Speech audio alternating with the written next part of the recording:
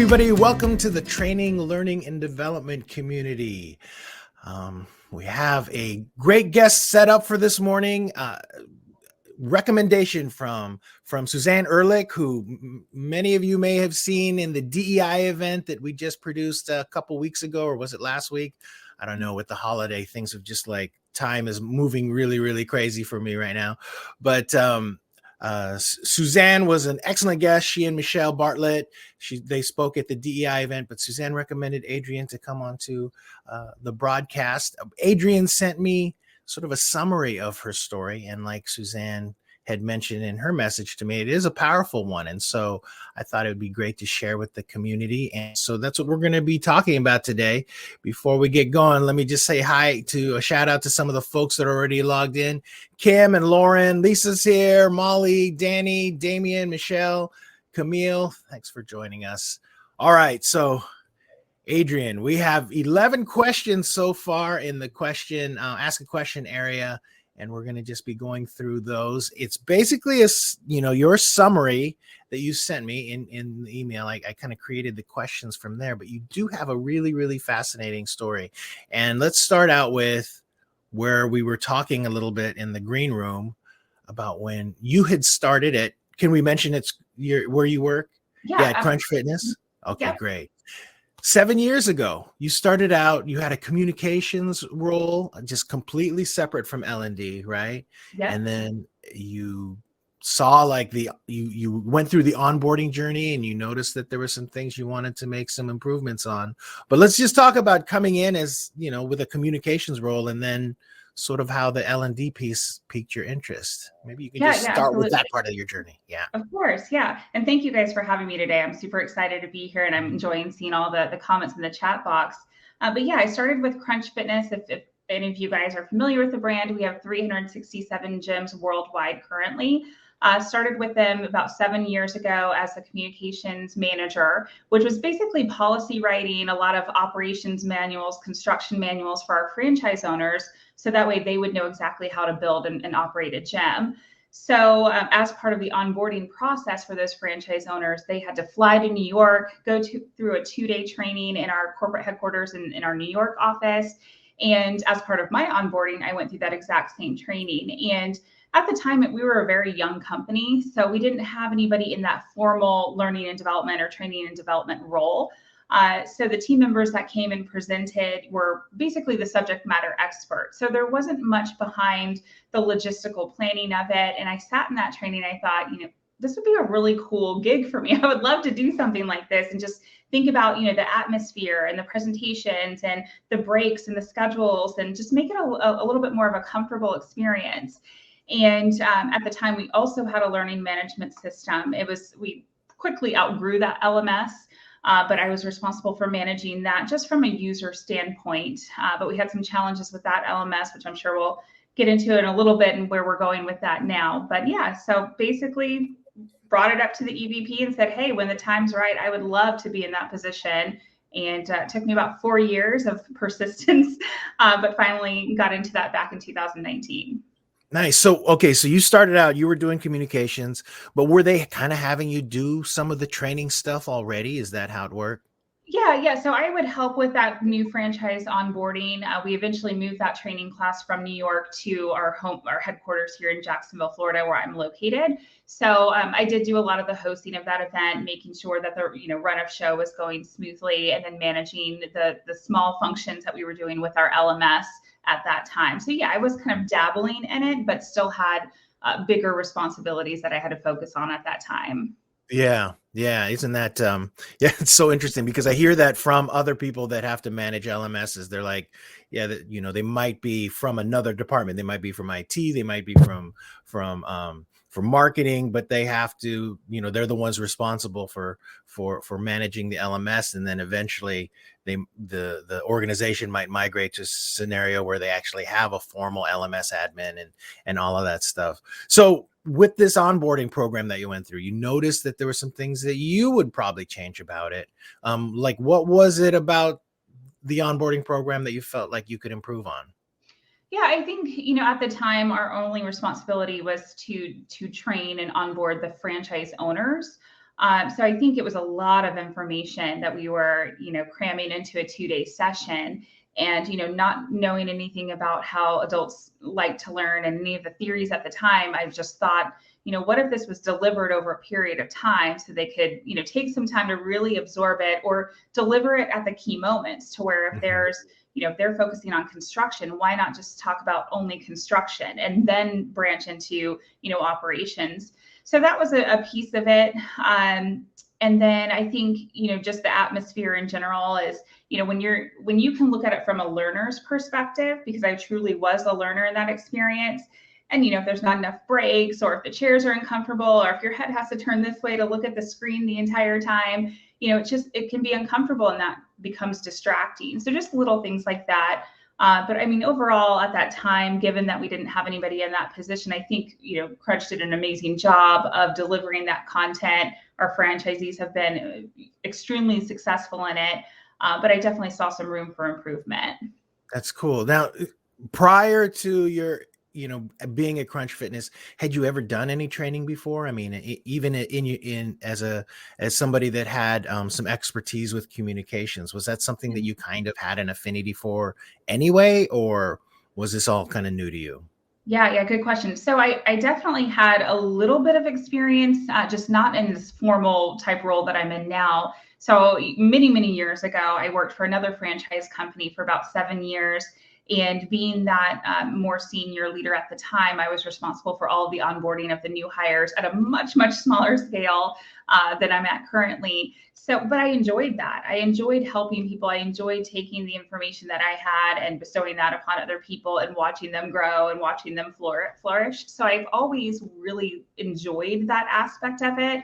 But I just didn't know that there was a whole world out there dedicated to this. So, I wish they would have come to career day back in high school and talked about that a little bit more, because maybe I would have gotten involved much sooner. Yeah, no, that's totally a great point. And so when you were there, you had, you were interested in this role, improving the onboarding program, and you started to getting to be more like, sort of rolling out into the L&D side of things more. Did they create a role for you? Did they actually like say, hey, Adrian is here doing all of this stuff. It looks like maybe we have an L&D department in the making. Yeah, absolutely. It was a brand new role, brand new department. I think over the 4 years that I started with Crunch, I was kind of in the ear of the EVP a little bit saying, hey, when that time comes, I would love to do this. Every 6 months or so, we'd talk about it. And then we got to the point where, Crunch was growing rapidly and they still are. It got to the point where we needed to really scale this training and development. And we realized the EVP had the idea of, well, we can't just train the franchisees only. We really need to expand beyond that and start training their management team as well. Because our franchise owners, they're multi-gym owners, they're multi-business owners. So it's really hard for them to take the training that we're delivering and turn that over to all of their team members.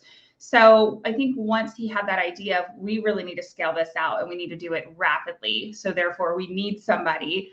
And I was already, managing the LMS and the in-person training events. It just kind of made sense to move over into that brand new role, brand new department.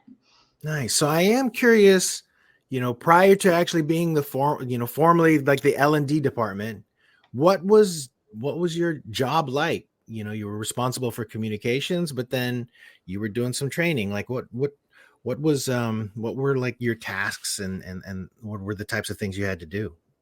Yeah, so from the communication side, so still managing that process, like I mentioned earlier, manuals, we were constantly reevaluating our manuals and our policies and working, those drafts to for approval there. Another big piece of it was trying to maintain that LMS that we'd really outgrown. Therefore, it wasn't getting a lot of use, and it was a lot on our small team to really manage it.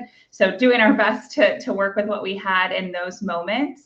And then I was also in charge of a lot of operational projects. So if we wanted to roll out a new tool or a new system, that wasn't my area of expertise to know about those tools or systems. But I had developed some really great relationships with the other department heads who are our subject matter experts. So pulling together the right players, putting them together, setting some timelines, some deadlines, and just making sure that we're following projects all the way through. So that was a big component of my job prior to moving into L&D, which actually worked out really well, because that's a lot of what L&D is now, is working with your SMEs and tying it all together and trying to get them, to work on deadlines and things like that. So yeah, that was another Wow. big. So yeah, ton of project management, it sounds like, and like Kim is saying, sounds like you've done some technical writing, working in those manuals. That's really, really impressive. Now, when you did decide, like, okay, here, there's this L&D role that I could feel like, that I could fill. What do you think you did to establish sort of the value of that role? Like, what kinds of things did you bring to the table where they're like, okay, we definitely have something here. Adrian can pull this off. Let's make this happen. Yeah, I think it was good in the sense that I worked so closely with the EVP who manages all of the operations side of the business, Okay. because I was able to work very closely with him and all of the department heads on various projects and drive those to completion. I think that, spoke well of my skill set and my abilities. So I think it was just, being really persistent, just reminding the team of what, my goal is, where I want to be, what I want to do, and just, really being persistent about it. Because I guess what I'm asking is kind of like, other instructional designers, like say somebody else that might be in a position similar to yours, and they want to be able to sort of highlight what, the value of having an instructional designer or an L&D professional at the business. Was there Yeah. anything specifically that you were like, if I do this, you will see X happen and that type of thing? Yeah, I think using those skill sets in existing projects, right? It might not Mhm. be super easy to get approval on, hey, I want to go and I want to create this e-learning course, and this is what it's going to take to do there, and this is the time and the money, and here's what we need for that. Instead, using a component of that and tying it into an existing project. So if there's a deliverable where you can showcase just a little piece of what maybe your writing skills are, your authoring tool skills are, and just incorporating that into something existing and just kind of sliding it in there without it taking up too much time, but to say, hey, I've got this skill set, I'm passionate about it, I enjoy doing it, and here's what else I can do. Yeah. So Danny has this great point in here. He's saying building relationships matters. Sometimes that idea is lost in the day-to-day of L&D. How important was that for your role, Yeah, being able to maintain those relationships? it's huge. I mean, I think right now, one of our primary focuses for 2022 is building out new e-learning content. We have this amazing learning management system that we just transitioned to over the past year. And now where our strong push is really taking our e-learning content to the next level. And that means working with subject matter experts. I don't know the first thing about personal training or group fitness or, front desk management. And our job, typically in L&D, is to bring all those resources together, pick their brains, and then put it on paper, and then go out and create it. So I think building relationships does matter. I think, I've been lucky. I have some really great department heads that I work with very, very closely and have for several years now. And we have common respect for one another. And they know that I can't drive my projects forward without them. So I think they're compassionate towards that. And as long as I'm being realistic with timelines, knowing their busy schedules, we just have that mutual respect. And we're building great relationships because of that. So yeah, relationship building is super huge with L&D. How do you feel? Is working with SMEs easy for you? I think I've gotten lucky. I have some really great SMEs, and I've been working with them for so long now that we know how to operate with one another. I know who prefers email over phone calls. I know who prefers Zoom over emails. So I just really know how to work with them. But I think in general, that's in any conference I've been to, any webinar, I think that question gets asked all the time is I can't get my SMEs to do, this or to do that. And I think that is a challenge for everybody in the L&D world. So, like we've been talking about, build those relationships, make sure that you're understanding, what it is that they have on their plate. They have a full-time job. And sometimes, pulling them to create some of these cool projects is just one more thing to put on their plate. So, it can be challenging with their busy schedules, but I think, if handled properly, it can really help build those relationships and get the end result that you need. Yeah. Yeah. Like Christiana saying cookies help with SMAs too. Yes. Smoothies in the fitness world, but yes. Yeah, that's great. Exactly. So here you are now. All of a sudden, you went from communications to L&D. From what I can see on your LinkedIn profile, you actually at the time didn't have a formal background in instructional design or anything like that. But so, is there anything? What did you do to get yourself up to speed in training adult learners? Yeah. So when I first got the news that, okay, we're going to move you over to this department and you've got all of these objectives that you need to hit, I immediately went into panic mode of, oh my goodness, I've been asking for this and now I have it. And what do I really know about any of this? I think I could do things better, but can I really? So I started feeling that imposter syndrome. I felt like a fake for a while there. And so I panicked and I immediately went to the internet and started Googling, learning and development, training and development, corporate education, adult learning, and started following, influencers in those areas. I started asking for the funds to go to training conferences and really just absorb.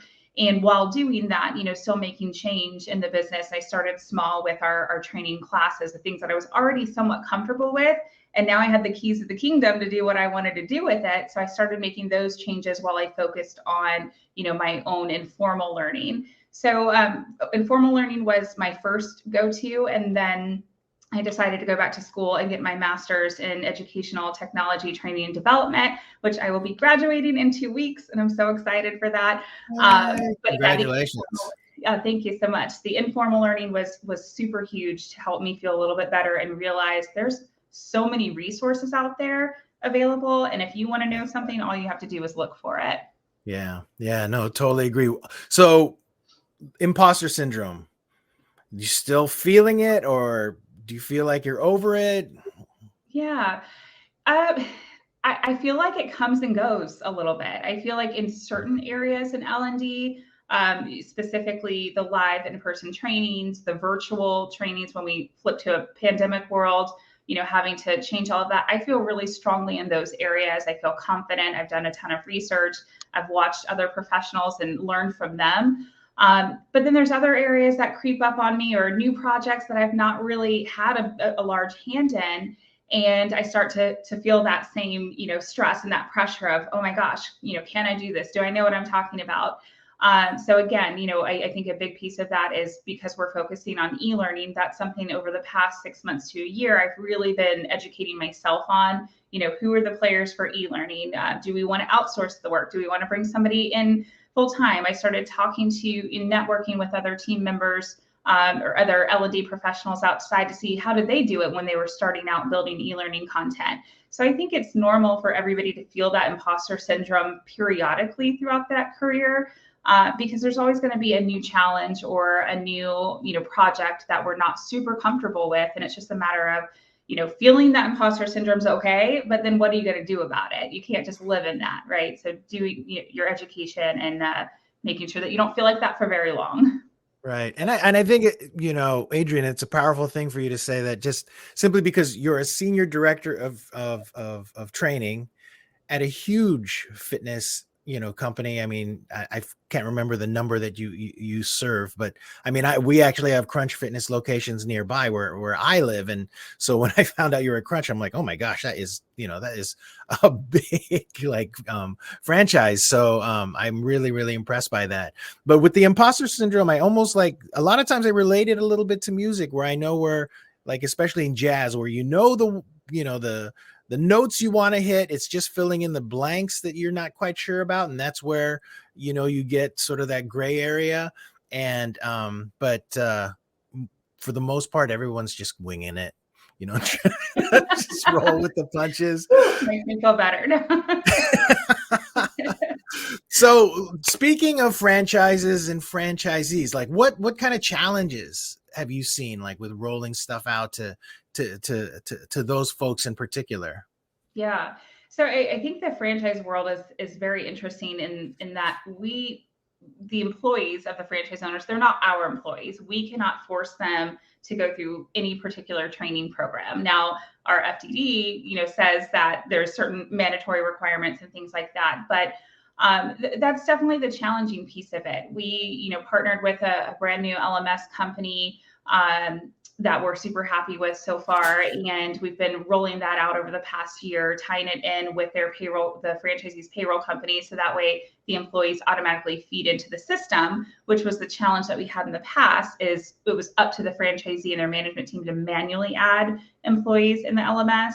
So we thought, we can get everybody to complete their courses because now we're automating that process. But it's not that simple. It's in the franchise world. If you're in a typical corporate setting, you can just mandate that everybody has to go through these steps. They have to apply to these classes. They have to take these 10 e-learning courses. They have to go through this coaching, this mentoring, program. And we can build all of that, but not necessarily can, make them come to it. So if you build it, they will come is not necessarily true in the franchise world. So that's a challenge in itself, in the sense that we have to make sure that the content, that the training materials that we're providing are valuable, that the franchise owners see the value in it, the managers see the value in it, and they're trickling that down to the gym level employees as well. So that is definitely a challenge that we're still, working through, as far as, making sure that all of this great content that we're building and we're creating is being utilized the way that it should. Is there a particular way that you're showcasing the value of that content? Yeah. So we actually just rolled out our first brand new, we have approximately 85 e-learning proprietary courses that we've created over the past 10 years. They're a bit dated. They need to be revamped. They're, strictly video quiz. And we know that we want to change that and make them more interactive. So we partnered with an e-learning company called ThinkUp, and we just rolled out our very first interactive e-learning course. We just rolled it out about 2 weeks ago. And, we wanted to try a couple different things. If we incentivize, does that help drive the adoption and completion of that course? I know there's a lot of studies out there that show, people aren't necessarily extrinsically motivated or intrinsically, it just depends. So we do have a contest going out right now to see if that helps in any way. It might not. And then we're also checking, we need to prove the ROI on that new e-learning content. So just having somebody go through the e-learning content is never going to be enough. So we've partnered with a couple of our management teams who really do a great job of getting their teams to comply with the onboarding program. So once they're done completing the e-learning course, having those managers work with those individuals to reinforce that training, to prove, does that help improve the sales in their gym? So we're starting to roll out different, incentives, different ways to track ROI and prove that these new concepts and new projects that we're working on are working the way that we want them to. Wow. Oh, that's great. Thanks for sharing that. I do have one nice question from Lauren here that's in the chat, and she's asking any advice on how to get any change process resistors to get on board and implement your new progressive approach. Yeah, that's a tough one. And I have experienced that a few times where, we want to say, hey, presenters, we don't want to be talking heads just chatting at people for an hour, right? We want to interact. We want to interact with the chat box. We've had some people that have been a little bit more resistant, and I think it's because they're uncomfortable. It's new to them. They're used to presenting a certain way, or they think that this is what works because it's just what they've always done. So inviting them to some of those experiences for the non-change resistors who are doing well with it, who are exceeding, if you can prove any ROI, if, for instance, if it's a webinar and you've got somebody who's extremely interactive with the chat box or doing trivia on there, are they getting higher numbers on their webinars? So inviting them to participate in some of those to see the value in it, I think would be a great idea for that. Great. Excellent. Let's see. Yeah, Kim's asking, using XAPI to track any ROI, or do you use any tools like that? Not yet, no. So we are still in the very early stages of just getting the payroll integration set up to get all of those learners into our platform. So we just finished that project, and now we're starting to kind of tap into, okay, well, now what? Now we want to build the e-learning content, and it's really hard to track the ROI until we have a good amount of content to show that, okay, well, if I have a new front desk employee and they have to take these 5 courses, if they do it in this time frame, is it helping them feel more confident at the front desk with answering telephone calls or, greeting guests and converting them into a new member? So we just don't have the content there yet to really invest in a reporting, analytics software or anything like that. But it is something that's on our radar for hopefully 2023. Yeah, it seems like that would be a huge project too. Just being able to integrate something like that into what you're doing. But if it was something you did, it'd be super useful for sure. Yeah. All right, just a few more questions here, and then we'll wrap up. If you could redo sort of this crazy fast-paced L&D journey that you've had, if you could redo it again, anything you'd change over the last 7 years? I would say, let's see, change in the past 7 years. I would say I would probably invest in myself a lot sooner when it comes to, formal and informal. I did start my college experience way later than I typically would have liked to. So I think maybe starting that a lot sooner. Had I known about L&D, I would have started that sooner. And maybe I would have changed my major for my bachelor's. So I think investing in myself a little bit sooner, and then also just opening myself up to the informal learning world too, because I think, although I got a lot out of my formal education, I got so much, maybe even more in my informal learning as well, just networking with people, through LinkedIn and different blogs, and then just attending webinars, attending conferences. I would have liked to have done that a lot sooner, and then I think I would have been a little bit further along or had a little bit more, of the tools in the tool belt.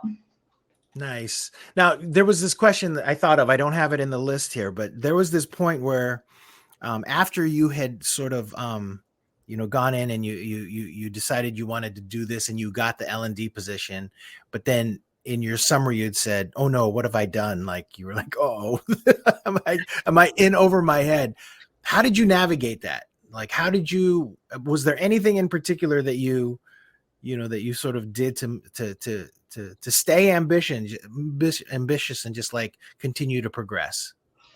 Yeah, I think, when that panic set in, it was, okay, I think I know what I need to do to improve this system or to change this over here, but I don't feel super confident saying that. So I wanted to go and find the information to back up my thoughts and back up my ideas. And so just jumping in there, attending the webinars, going to the training conferences, learning from other people, from the veterans in the industry. And what I was learning is that, my natural intuition was pretty spot on with most things. Whereas there's other things, I was just way off, way off on. But then also trial and error. Just because there's proven theories out there doesn't mean that it's always going to work for this exact, circumstance. So there was a lot of trial and error in things that we did. So doing surveys, getting feedback from our participants, putting myself and putting various internal team members in the seats of the learners and having them provide feedback. So we were getting feedback from multiple angles to make sure that, just because I believe it's true doesn't make it true. I wanted to hear that from other people and then tweak it if need be. So Nice. yeah.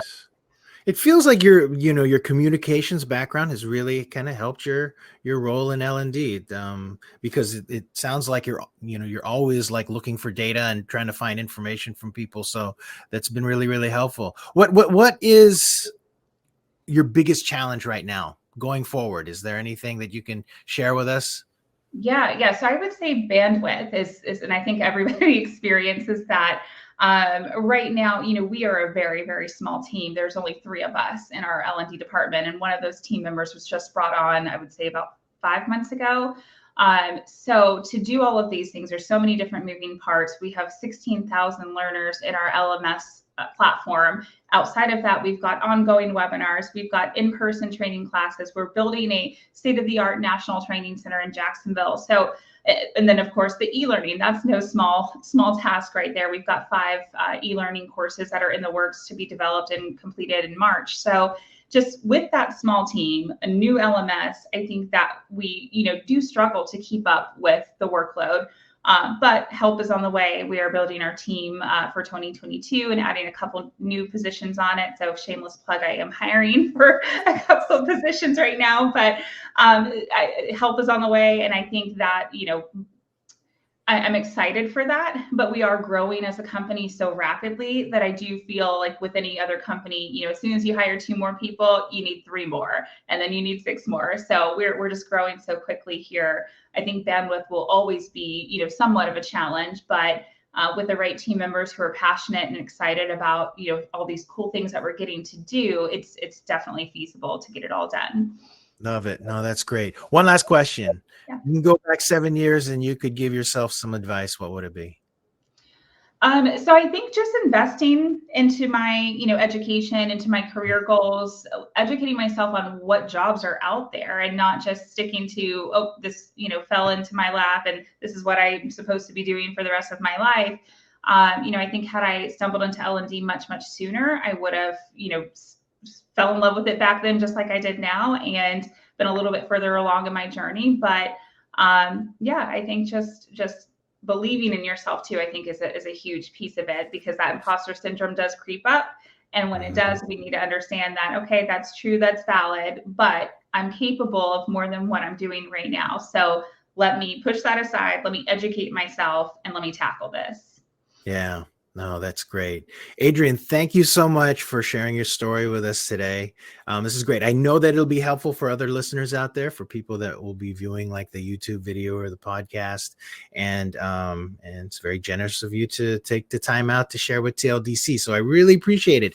If there's anything that the community can do for you, or, whatever, hit us up. We are on Slack at tldchat.us.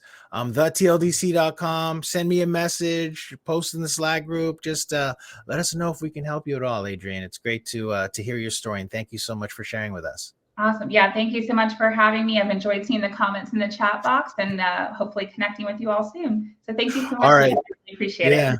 Yeah, absolutely. Okay, good luck, and we'll see everybody next time. I think, what do we have? Oh, tomorrow we have a member showcase with Bobby Losi Vernon. So we'll be talking to her tomorrow. Early one, 7 a.m. Pacific time, 10 a.m. Eastern. And so hopefully we'll see everybody then. Thanks again, Adrian. We'll see you later. Bye-bye.